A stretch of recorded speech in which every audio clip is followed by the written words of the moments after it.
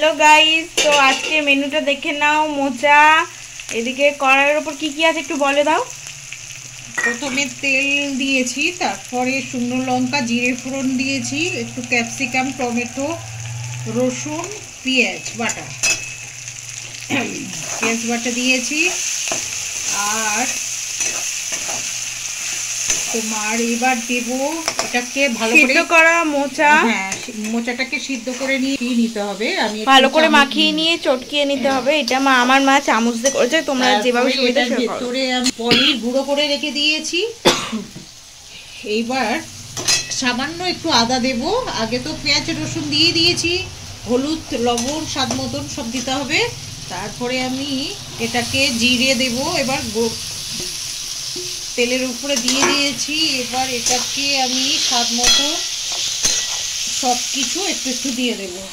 জিরে দিয়েছি, ধনে পাউডার দিচ্ছি।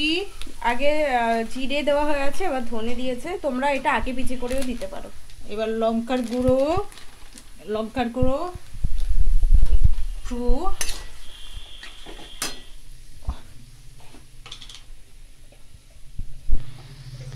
ঠিক তোমরা তোমাদের পরিমাণ মতন হলুদ দেবে। এবার একটু হলুদ দিয়ে দিয়েছি। এবার একটুখানি পনির গুঁড়ো করে এবার বলবো সাথে সাথে। এই একটু পনির গুঁড়ো করে রাখছিলাম, ওই দিয়ে দিয়েছি একটু। আর একটু মশলা রেডি করে রাখছিলাম,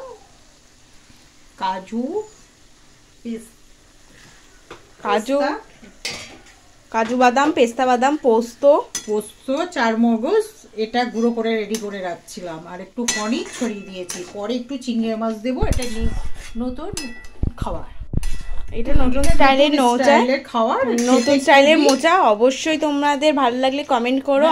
কেউ যদি মনে করো চিংড়ি মাছ দেবো না, পনির দিয়ে করবো, কোনো ব্যাপার না, সেটাও টেস্টি। চিংড়ি মাছ দিলেও টেস্টি, সবটাই খাওয়া যাবে। ঠিক আছে, আজকে এটা নতুনই রান্না। আজকে এই অবধি থাকলো। তোমাদের সাথে পরে আবার নতুন ব্লগে আসবো। বাই। সাবস্ক্রাইব করো, ভালো লাগলে কমেন্ট করো, শেয়ার করো, লাইক করো। বাই।